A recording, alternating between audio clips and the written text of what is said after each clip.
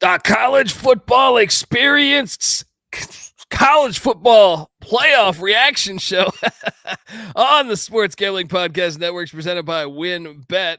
WynnBET is now live in Arizona, Colorado, Indiana, Louisiana, Michigan, New Jersey, New York, Tennessee, and Virginia. From boosted same-game parlays to live in-game odds, WynnBET is what you need to win. Sign up today. Bet $100. Get $100 free bet at sportsgamblingpodcast.com/WynnBET. That's sportsgamblingpodcast.com/WYNNBET. State restrictions apply, but grab that thing and let it ride. This is Mike Leach, head football coach at Mississippi State, and you're listening to SGPN. Let it ride.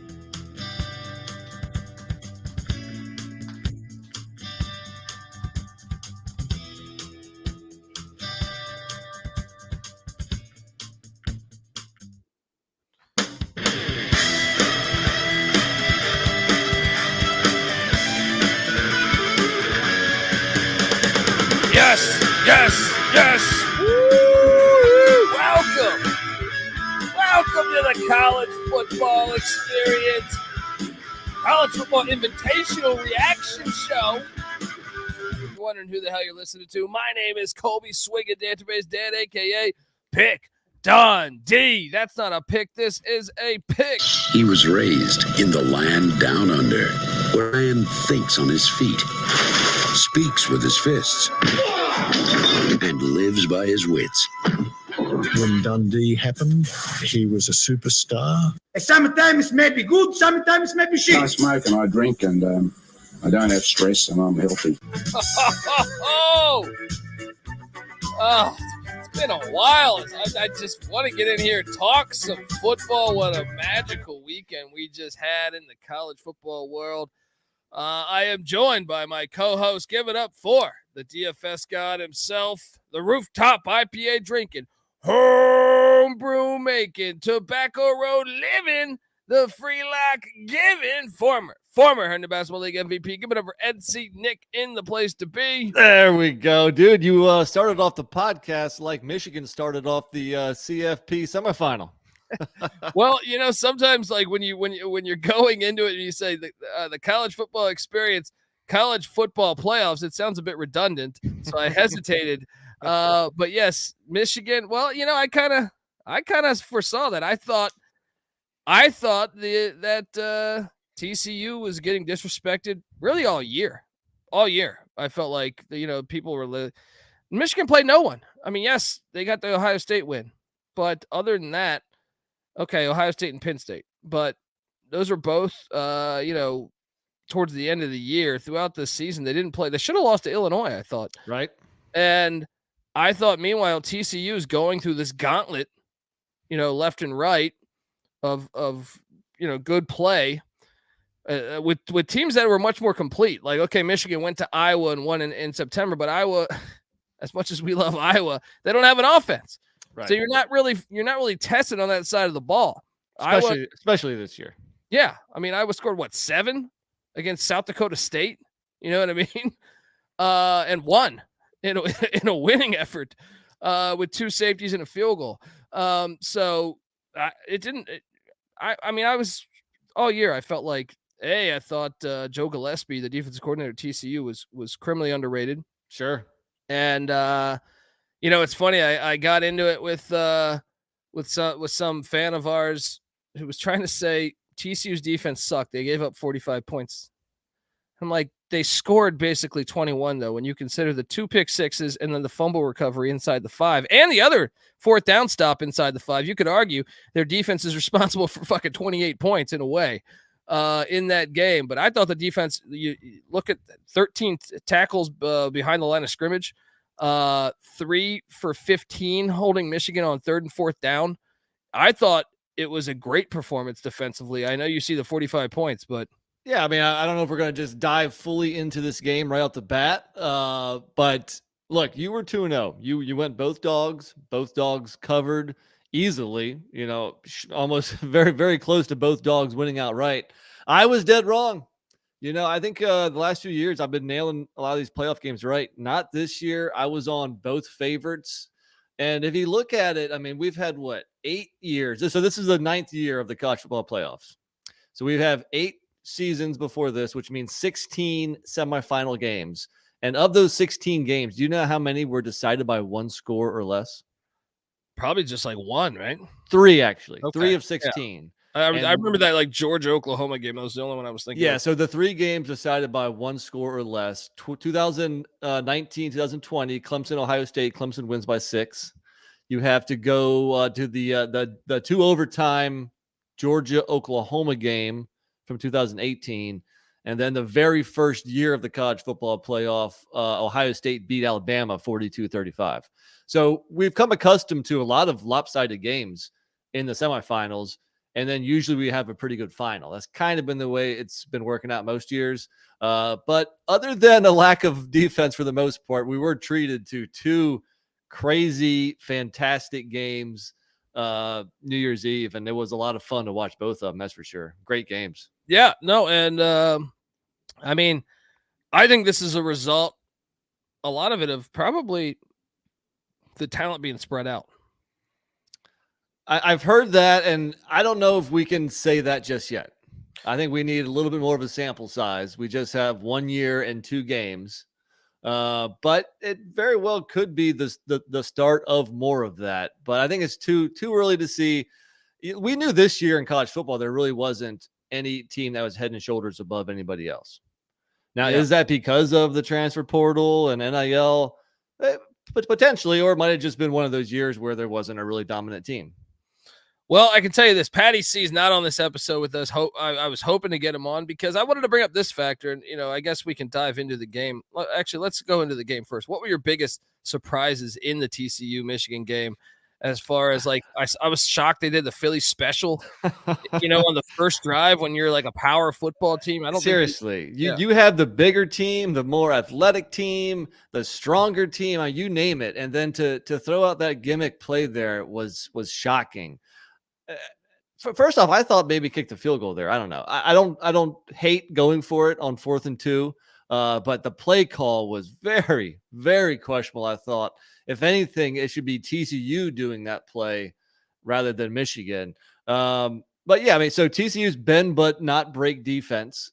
What I guess it did enough, but it did a great job on the defensive line. Like, they bottled up the run game for a lot of that. I know that big run, early in the game, but I feel like pretty much after that first drive, all the way until like mid 3rd quarter, I thought they did a great job on the defensive line, like on the quote unquote best offensive line in America, Michigan's.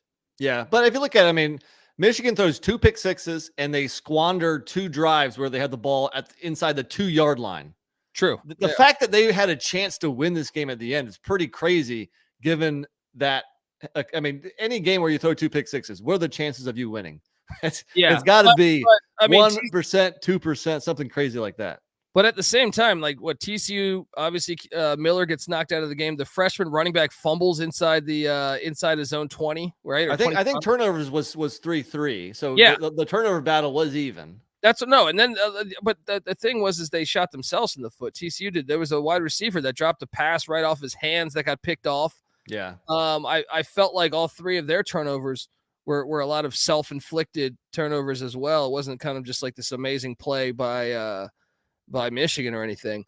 But 2 other so the TCU bend but not break defense I mentioned. I mean, they did make Moody, the Michigan kicker, attempt 3 field goals, and it seemed like Michigan was having problems punching the ball in all night.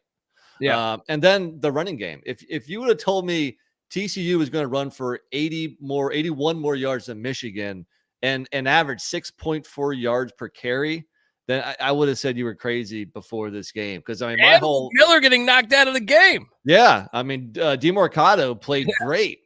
So TCU ran for 263 yards. I didn't see that coming. I mean, most of my handicap for this game was I thought Michigan had the better defense and the better run game. Turns out, probably not the case. I mean, TCU had 4 plays of 30 or more yards.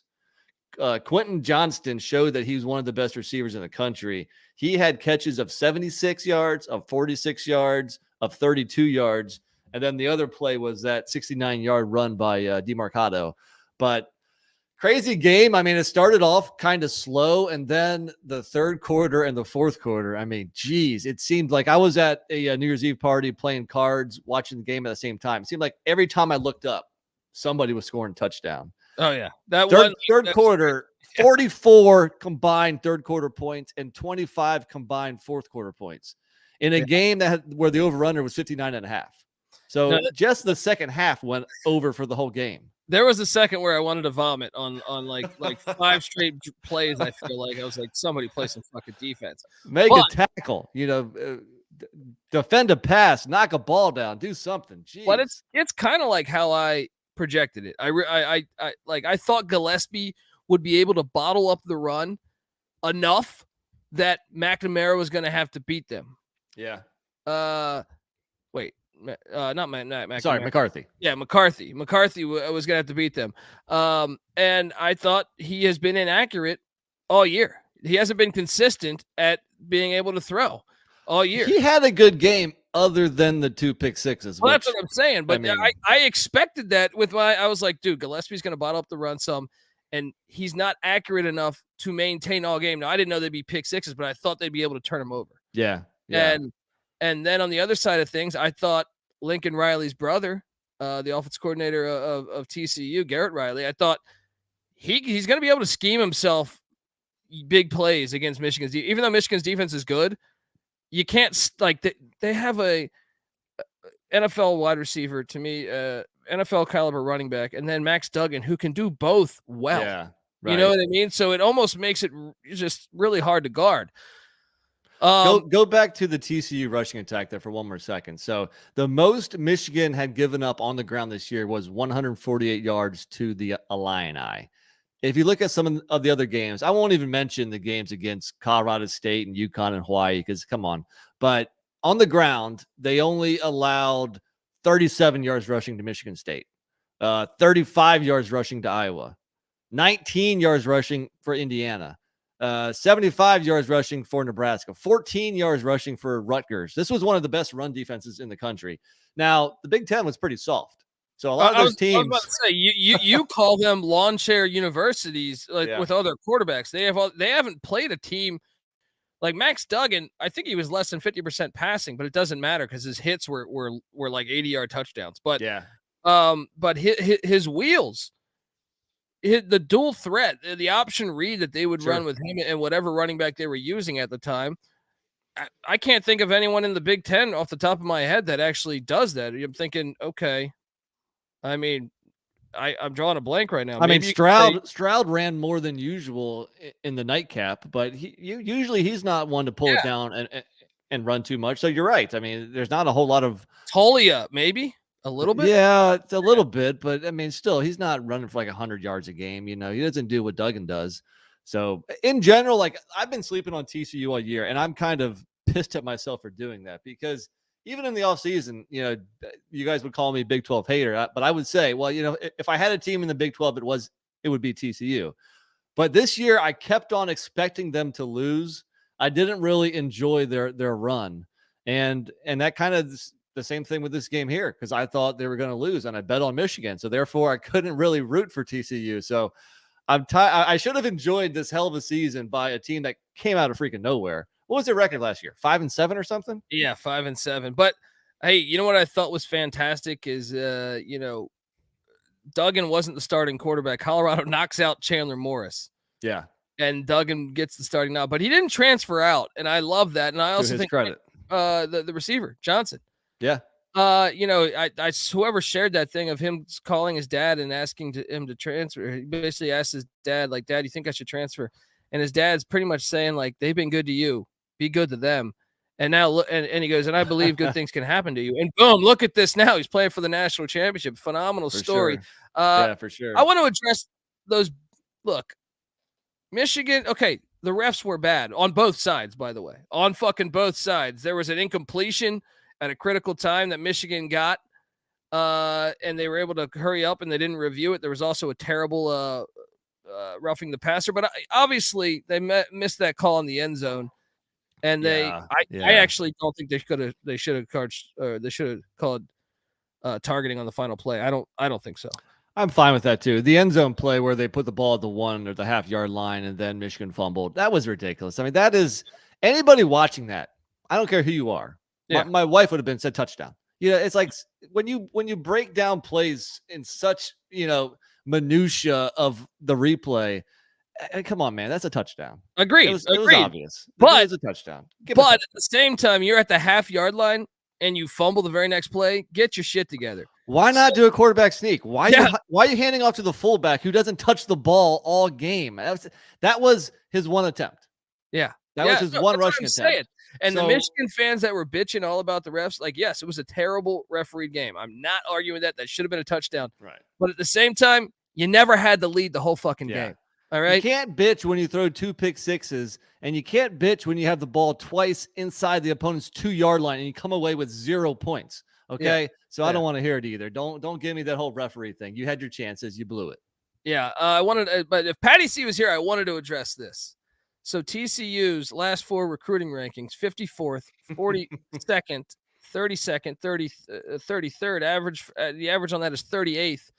Meanwhile, Georgia 3rd in their composite, Ohio State 6th, Michigan 10. Just want to see how he's doing. Just want to see how he's doing over there on his little high horse of college football recruiting. Recruiting is everything, right? Yeah, I mean, and we're going to talk about another one in a second here, but also, one other thing I liked was TCU's coach after the end of the game, giving a little shout out to his dad and Mike Leach because he is a Leach disciple.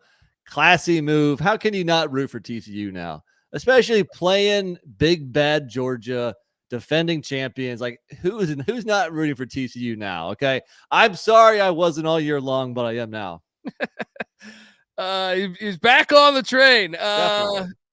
I mean, they're a great story. I've seen 13.5, 14-point dogs already, but before we touch that, because we'll touch that later in the week, but they're going to be dogs again. Can they do it one more time is the question. Meanwhile, though, on the other side of things, man, I had Ohio State money line as well as Ohio State plus the points, and you want to talk about your all-time greatest chokes. Going into the fourth quarter up 14 and you lose. Yep. I want to say up 14 and with the ball to start the fourth, if memory serves me correct. And you lose. And I honestly believe Ohio State was the better team in that particular game. For most of it, for at least 3 quarters of it. But when you do get outscored 17-3 in the fourth quarter, 18-3. Yeah. Was it 18-3? Okay. One of them was a 2-point conversion. Yeah. I mean, obviously that's a problem, but the Buckeyes had leads. They had 21-7. They had a lead of 28-24 at the half and then 38-24 to end the third quarter. But, if you look at the Georgia defense, they finally got their shit together because the last touchdown they gave up to Ohio State was with 10 minutes and 30 seconds to go in the third quarter. So from that point on, it was punt, field goal, missed field goal, game over. You know what that might have been too, though? And no, it was not fucking targeting. You fucking losers out there. There's so many little bitches that are complaining for targeting. Fuck you. All right. And I had Ohio State money line. That was not targeting. However, Marvin Harrison Jr. getting knocked out of the game. He was scorching. Yeah. He was scorching the Georgia secondary. That was huge. They were already down Smith Najiba, who really hasn't played much all year, but that certainly didn't help to lose Marvin Harrison too. Yeah. Well, that's one thing we can talk about too is the lack of a rushing game. Yeah. Without Trayvon Henderson, let's take a look here. The Buckeyes as a team, they just ran for 119 yards rushing, only 3.7 yards per carry. Their running backs only ran for 79 yards. So obviously they missed Henderson. Compare that to Georgia's running backs who ran for over 150 yards combined. They're three-headed monster of McIntosh, Edwards, and Milton. And those guys averaged 9.6 yards per carry. And Jim Knowles has improved that defense, but that defense still not great for Ohio State because, man, Stetson Bennett, shout out to him. I don't think I've ever seen him play that good down the stretch. Right. And I know we don't want to get too much into the national championship right now because we'll cover that later in the week. But if you're TCU, I don't think Bennett is going to make all the mistakes that McCarthy did. True. And I actually watching the game, I thought, oh man, TCU can beat Ohio State, because I thought Ohio State was going to win this thing. Questionable. Dude, listen, Georgia was incredibly lucky this game. I don't care, like Georgia maybe the better team if they play again tomorrow. I don't know, but the fact Brock Bowers doesn't go out of bounds on that pivotal play, yeah, the fact that Kirby Smart calls timeout and the ref acknowledges it, but the play is already going. So I can understand Ohio State fans' anger at that, but I also did know he signaled it before, even though it looked like the ref didn't acknowledge it until the game was starting, or the play was starting. Between those two, and then I thought even Ryan Day's clock management. I thought Ryan Day not calling the timeout after the big Stroud run to get him into somewhat field goal range. I'm like, dude, what are you doing? You have 2 timeouts. Use one right now. You're going to take 20 seconds off the clock running up the field. Your whole team's got to get on the line of scrimmage. And I think had you called timeout there, you would have had more time to move the ball forward. You know what I mean? True. And yeah, I mean, you have one of the best kickers in college football, but he was still kicking a 50-yarder. And he had never made a 50-yarder in his career. Yeah, this is college kickers. And you can tell he tried to get, too much leg into it and just, completely missed, but right there, I mean, you had a chance to win. So I don't know if, I think, I was actually at that party I mentioned, one of the guy who's hosting the party, big Buckeye fan. And, he was saying that as long as Ohio State doesn't get blown out, he thinks, who's the coach again? What's his name? Ryan Day. Yeah. Ryan Day is on safe ground. But he was saying if Ohio State gets blown out, Ryan Day might be looking for a job. So I say that because, there was a lot of things Day could have done better in order to put them in a better position to win, to kick a shorter field goal. I guess at the end of the day, though, they had one of the best kickers lining up for a chance to go to the national championship, so you can't say it was all you bad. Gotta move the ball a little bit there. He got I just thought you got to call a timeout on that play. Then you can do anything. You still have another timeout. You have a lot more time. So it opens up the playbook a little bit more. Right. But I'm not surprised the more experienced team in pressure situations owned the fourth quarter. Yeah. Yeah, they did. And kudos to Georgia, because Stetson Bennett some phenomenal throws down the stretch. I thought that I'm just sitting there like, I can't believe Stetson Bennett's doing this again. But yeah, shout out to them. They get the dub, and I got the cover. Loss on the money line, but I did have State with the points, and that sets up for Georgia TCU. TCU was not ranked at all. You surprised 13.5 point spread? A little bit. I mean, after watching these games and after seeing what TCU did to Michigan and how up TCU was for most of that game, I'm a little surprised. I think it's going to be tough to lay that big of a number on Georgia, but I can see also why, but people have been sleeping on TCU all year, and that hasn't changed looking at this opening line here. That's for sure. Yeah, I think if any of the opening line might fire up TCU, but we will see. We'll talk that game later. I mean, you're the national championship. I don't think you need to be fired up. if you're not fired up already, then you have a problem. But sure, it's some bulletin board material. Broadway Joe was a 19-point dog against the Baltimore Colts in the Orange Bowl, and he made sure that the rest of the team knew that they were 19-point dogs. Oh yeah. Wanted to touch base on a couple other games.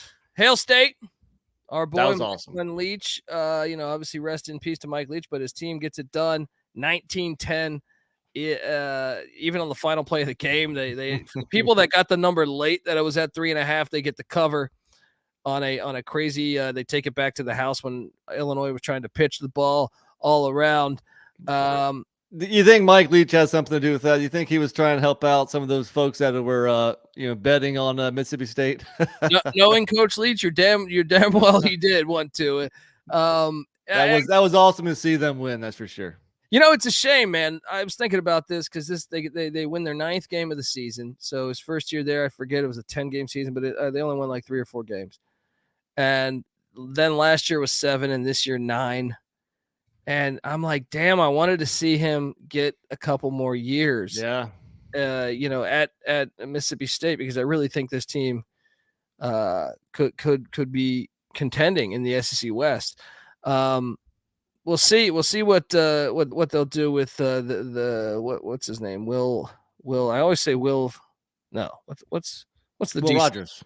No. The DC Zach Arnett. Oh, yeah. I almost said Will Arnett. That's an actor. Right. Tulane 46, USC 45. Great In game. the Cotton Bowl. Oh man. And this is one, Patty C. I'm still curious because we saw Tulane play Lincoln Riley in Oklahoma last year, and they were up majority of that game in Norman. That was a 2-win Tulane team that only won, or that lost by 5 in Norman. They were driving with the ball. This year they get it done against Lincoln Riley, but this is once again another one I want to touch on. Well, USC is up 45-30 with 4.5 minutes left. And somehow Tulane comes back and wins by 1. That was fantastic to see. Tulane's had a hell of a season, 12-2. And you know what? USC is that team that was right on the cusp of making a playoff. If this, I know everybody's going to say, well, this is reason number 1 that we need a larger playoff. And I agree. It is. Yeah, 100%. I mean, this would have been a playoff game. And you look at USC's recruiting composite, 11th, Tulane's 75th. Where's Patty C? We got to get him on the show to talk about. Motivation wise, USC might not have really cared about this game, so we can't pick and choose like which bowl games we place value in, which games we don't. But still, it's nice to see the Green Wave knock off the Trojans. Well, especially they beat the Big 12 champion too. Yeah, that's right. They beat K-State. This isn't a fluke. If anything, they beat every team on their USC schedule. is not the Pac-12 champion. True. But either or. I'm just saying. Well, if you want to take a quick breakdown of the bowls, or are you still on this game, or can we move on? No, we can move on. And once again, these like conference records for the bowls, I All don't know. stupid. All very stupid. I don't know if they have any meaning whatsoever, but I still like to track them. Yeah. Crazy enough, the conference that did the worst was the Big 12, just 2-6. Well, that's what I'm saying. I remember I was in the chat. I think Noah Beanick mentioned this the other day, and I'm like, dude, well, Spencer Sanders and like all of Oklahoma State sat out. Yeah, like you can go one by one on these matchups and say, okay, you got TCU and K-State. I think were the only 2 teams that played everybody, right? Yeah. So they went 1-1 there, but yeah, I mean. Right, I don't hold a lot of water and a whole lot of weight. But how about the MAC? There's been a gambling thing. Fade the MAC come bowl season. They went 4-2. So how about the MAC? It's all about matchups, man. It is all about matchups for sure. Getting Wyoming, but there were some good upsets there. Toledo took down Liberty, but getting the situation where obviously Hugh Strip Club Freeze was at Auburn by that game. Right. Wyoming didn't have any running backs left on their roster when Ohio beat them. Yeah. I mean, you can go each one and explain, what happened there, but still for them to be 4-2 it's pretty good. And the only other one that really stood out was Mountain West. Pretty bad bowl season going 2-5. Well, they actually had a bad regular season too. Yeah. They were not on par. I mean, they were down this year. Some of that, maybe Hainer was injured for a little bit. I probably think Fresno would have been a little bit better record-wise had Hainer not gone down. Of course, Fresno beat Washington State in the bowl game. That was one of their 2 wins. Yeah. The other was Air Force, I believe. Who was a good team. But, like, Boise was down. Even with Boise coming back and becoming good, after firing Tim Plow, after Bachmeier transferring, they still weren't as good as other Boise years. Yeah, you know what? Actually, Boise won too. So I think the record was 3-5. So that's not bad. Yeah. What other? LSU 63, Purdue 7. I couldn't believe that. Dude, Purdue had nobody, no coaches, but still a little surprising. It's that much of a route, But that was one of the games where there was no reason to watch it. Yeah, I didn't watch a second of this, but I couldn't believe they only threw for 37 yards. I thought they would have their second string QB. Did they? I think they had their third string QB. I don't fucking know. I don't even know who was second string this year. So Alston Burton got most of the snaps in this game, and he didn't do very well. Neither did the other quarterbacks either. Purdue Penn State took down Utah. I know Cam Rising got injured in this game, which is interesting because he was supposed to announce whether he's coming back or going pro. he got injured. Again, though, these games on Monday, it's like, who cares about these games? they're totally meaningless. Like, we've already seen the semifinal game. Now the only game anybody cares about is the national championship. And you throw these 4 games on here today, it's like, do we need these? Yeah. I mean, I guess hey, that Tulane game was fun. It was, and I watched the second half of Mississippi State, Illinois, and that was fun, especially with the whole Mike Leach angle. Yeah, Alabama bodied Kansas State. We should talk about that. That happened on Saturday. Man, dude, another reason. Shout out to Bryce Young and Will Anderson for playing, and I liked what Saban said after that. Yeah, about increasing your value. But man, playing in the dome, they're so fucking fast in the dome. I don't know why I was taking K-State plus the points. I know the motivational side, but K-State loses to Texas every year. I don't know if fans know this, but Texas has like a 5-game win streak. It's that they fuck around against the the finesse teams. They really have a hard time against. And Alabama's a mixture like Texas is. Yeah, of like they have the talent at every position. Oh yeah. And my breakdown of that game was, if Alabama's only laying 5, how many chances really do you get to bet on Alabama -5? So even though I might have missed the 2 semifinal games, at least I got the 2 other games on Saturday right, including Bama. I think you and Patty C went K-State. I went Bama just because, look, I mean, just talent alone, they have a whole lot more than Kansas State. True, and that's in New Orleans in the dome. That's one thing, man. Mm-hmm. When you put that speed, that's what I'm saying. That we shouldn't have bowl games and domes because you put the speed, it just favors one team way more than the other team in a lot of instances. Iowa, Kentucky. Good thing this wasn't in a dome because this was beautiful football as Iowa scored 21 points in the second quarter. Offensive explosion? No. Defensive explosion. They had 2 pick sixes. I handicapped this game perfectly. Pick six you. I said they're going to get 2 defensive touchdowns. I also said Kentucky's going to struggle to move the ball. Shocker. Boom, we get it done. And I know people were saying, why hasn't Brian Ferentz been fired yet? Well, he just won what? I mean, this team wins like 8 games every year. Yeah, I mean, they went 8-5 this year. It's and again, look at the talent level. Look at Kentucky's recruiting rankings compared to Iowa's. Now I know Kentucky had a lot of players opt out and transfer. So did Iowa. Yeah. So did Iowa. Yeah. Yeah. Hilarious game there. All right. I wanted to touch base. Yeah, going back to that Tulane game. I wanted to talk about something though before we get out of here. Michael Pratt, unbelievable, like really good quarterback in the group of 5 ranks. And I thought this was an interesting point. Grayson McCall, by the way, announced he's returning to Conway, Carolina, and Austin Aune. Hell yeah. Austin Aune is coming back to North Texas, decided not to transfer. And Frank Captain Harris of UTSA. Now, I don't know about Aune, but I know the other ones I got NIL deals to keep them there. I think this is a perfect example of the system improving because now you look at a team like, I don't know, like Florida, who definitely has way more resources from a university standpoint. For sure.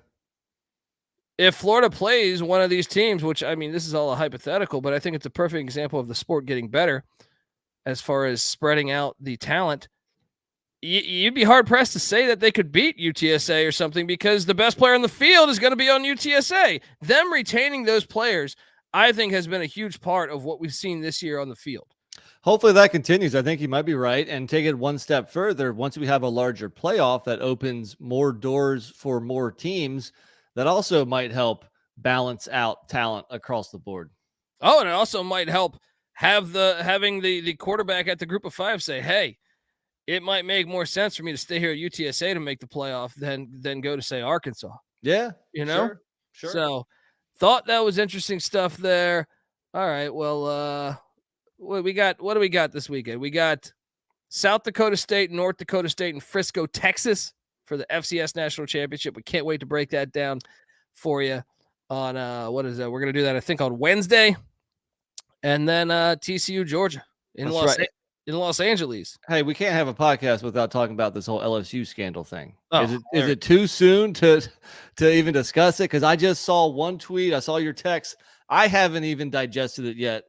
What exactly? There was a sex party, and that has a bunch of assistant coaches, recruits, current players. I mean, what? Yeah, Keyshawn Butte, who announced he was coming back, but I guess then he was asked to leave. Probably because of this, because all this happened. Because that was kind of funny that all of a sudden he wasn't playing in the bowl game like a day or two before the bowl game. Yeah, and we don't have a confirmation that this story is accurate, but a lot of people are talking about this. If that So makes is sense. it too soon to even mention it, or should we, discuss it? Yeah, I mean, it wouldn't shock me. It's his LSU, man. I mean, come on. Look, you might have stepped away from Les Miles, but if you make me. You want me to believe that you're squeaky clean under Orgeron? Not buying it. Brian Kelly leaving Notre Dame for LSU. You think he's just going to bring his Notre Dame culture to LSU? No, it's the other way around. He's going to be like, hey, do what we got to do to win games and be like, and beat Alabama and beat Georgia or whoever they can. So it wouldn't shock me one fucking bit. You? So I mean, was it this offseason? Like I said, like I haven't even jumped into it, but it seems interesting. I mean, is this a big deal? When did it take place? Oh, I think it was during the SEC championship when they were in Atlanta. Really? Yeah, that's what I'm saying. Like the reports are like, yeah, during the SEC championship, and a bunch of people got caught. And they even have the names that they're speculating. I don't know that we have a real credible source for this. Okay, so there was a sex party. Your phone is right up. Everyone's whoops. See, usually I can put it right like this, and nobody can see it. But I got a little too close there. Well, I'm just reading it now. I mean, is this a big deal? I mean, does this happen more often than we know about it? I mean, it's the age-old thing. Like, hey, come to this school. Look at all of our attractive co-eds. Yeah. You know, I don't know yet. I haven't read into it enough yet. I'll wait till the stories are true. They're saying Jim Harbaugh might go to the Denver Broncos too. I tend to think that won't be true. Last year happened, and I remember last year he even said, I thought he was playing hardball to get a contract and help their NIL game. Yeah. And hardball, playing hardball. Yeah. And I would be shocked this year if he took it, because I think Michigan is a contender for the national championship next year. We said it. Be even better next year. Yeah, we said next year's team should be better for sure. I would be shocked if he took that. I'm not buying into that. If they offered, he's gone. I don't think so. I don't think so. But hey, I've been wrong before.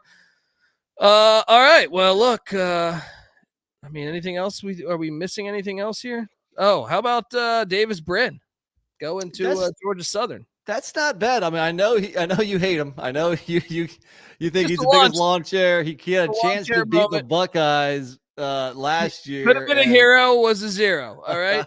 And it was Cincinnati. It was Cincinnati. Oh, yeah. It was both. It was both. Yeah, because Tulsa played Ohio State fairly close last year. Yeah, but it was the Cincinnati game where he was at the 1 yard line. Gotcha. And the AAC championship game. And it's like, dude, you pussy. You didn't go, you slid and you fumble the ball the next play, all because you're a pussy. It's almost like Mac Jones's poor attempt at a tackle. Yes, exactly. So, but I think the guy can put up big numbers, though. He was slinging the rock this year before he got hurt at Tulsa, so I think it's a pretty good get for Georgia Southern. Yeah, definitely.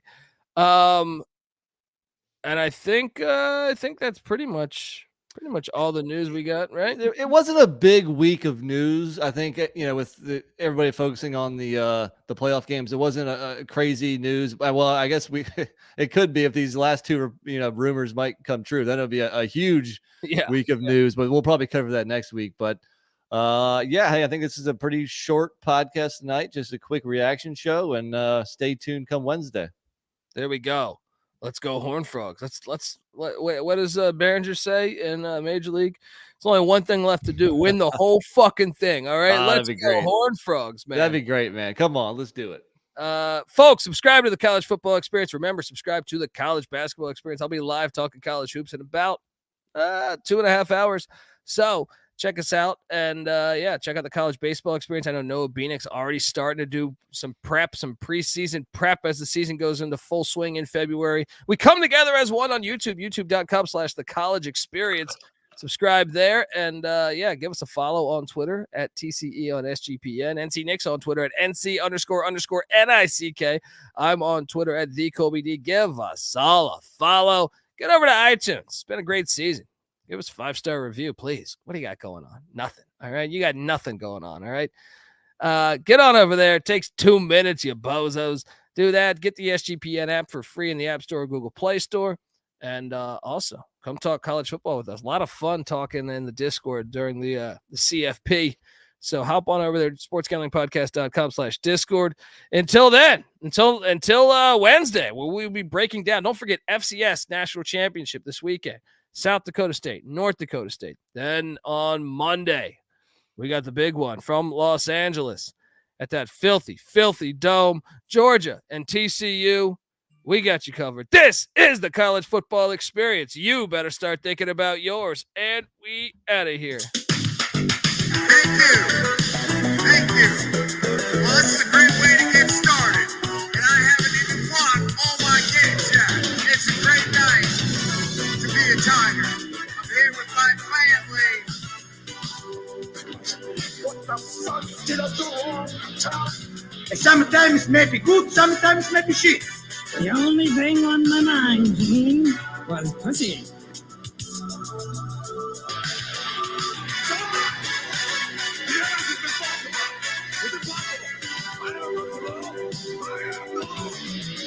I think tide turning, as I remember, I was raised in the desert, but tides kind of, it's easy to see a tide turn. Did I say those words?